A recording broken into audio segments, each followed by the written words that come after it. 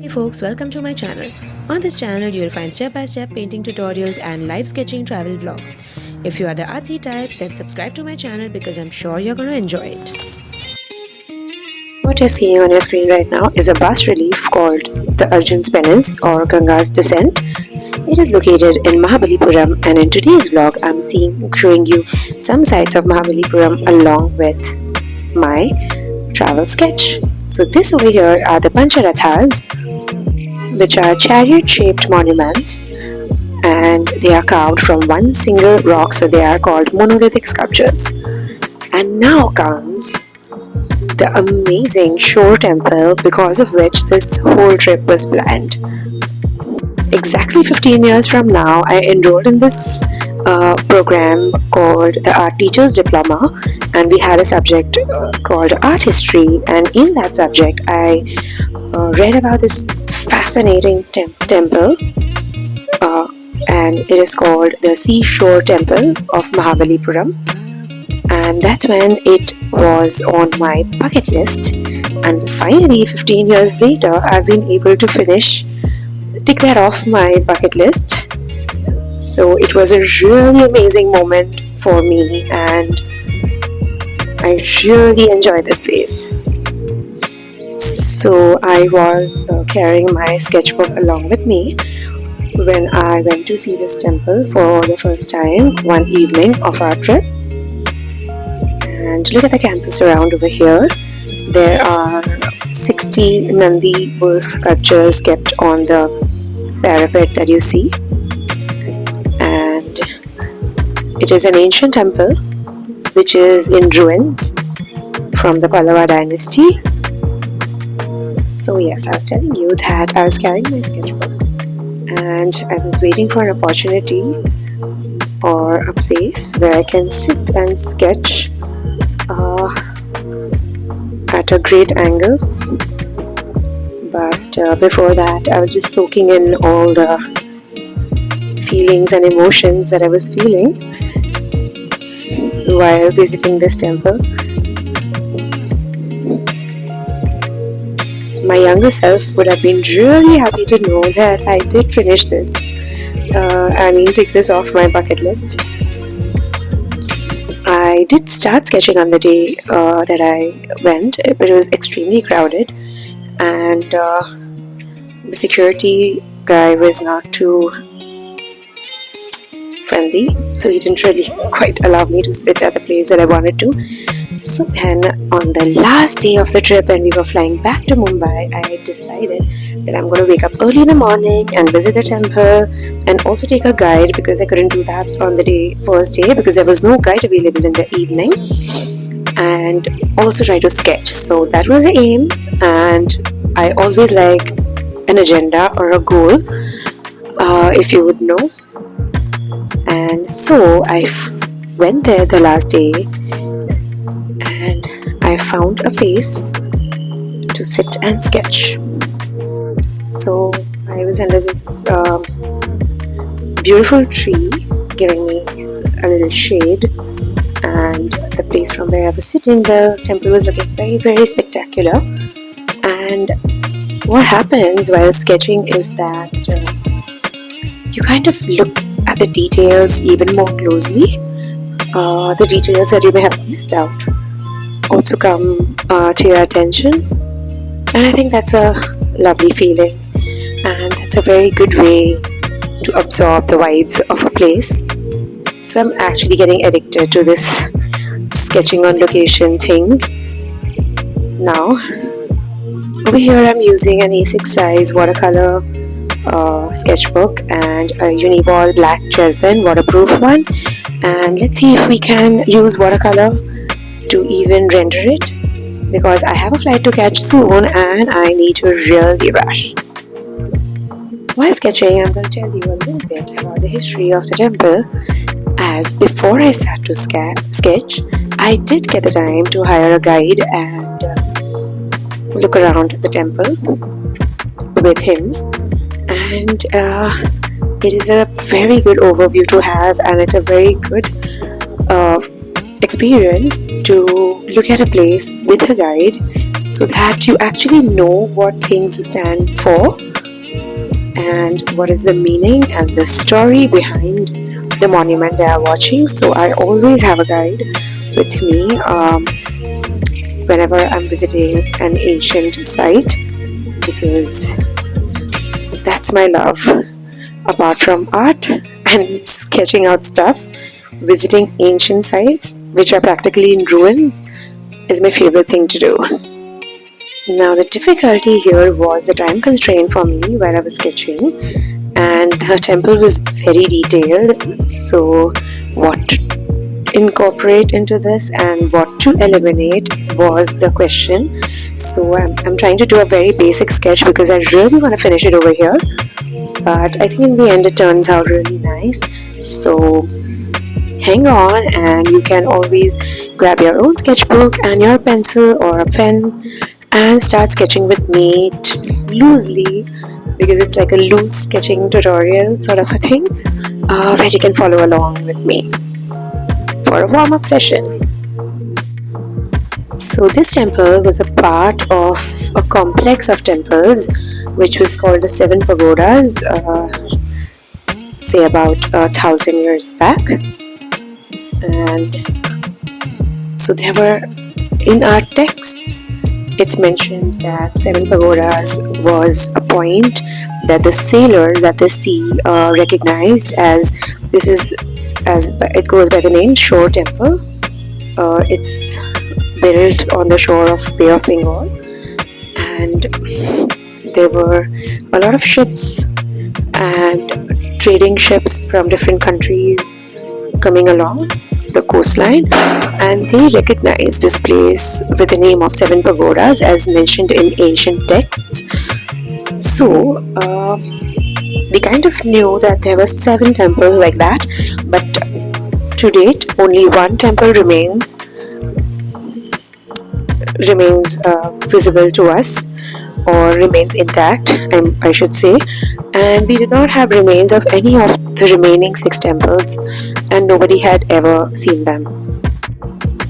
A devastating tsunami hit the Indian coastline in 2004, and there was a time where water had come into the complex of the Shore Temple also. Luckily it was not ruined, but there was a time where water even receded back quite a bit, and a few locals could spot the remains of 2 such temples on the seabed. So indeed there were 7 temples, and they have been submerged in the Bay of Bengal, and I find that quite interesting.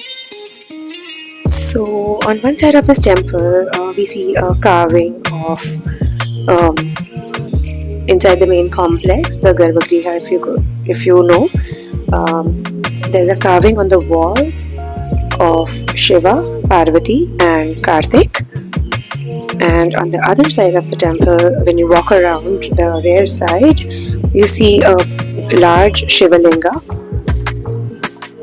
But there is another place to go inside the temple, the main Garbhagriha, which is actually shut for visitors since last 3 years, and I was really upset about it because I had read in my textbooks that there is a long 10 feet reclining Vishnu carved as deity over there, which I really wanted to see.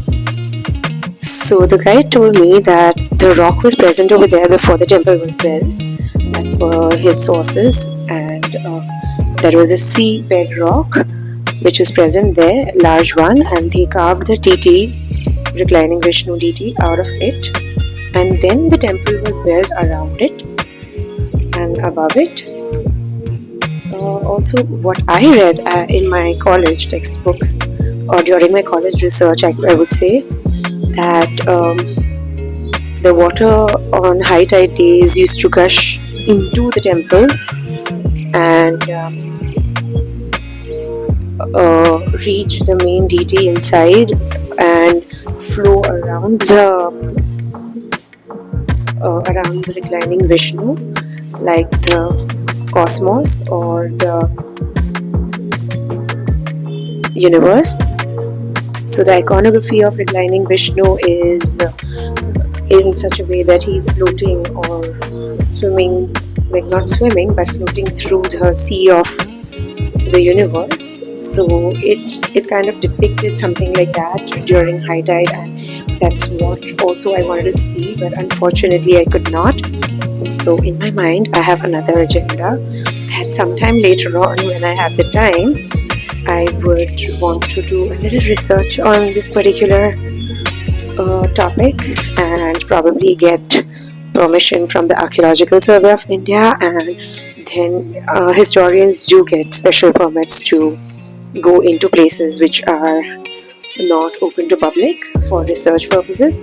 So I've kind of made a note in my mind that I will come back, I don't know how many years later, and get into it with permit and see that statue, because that was a part of the goal, right?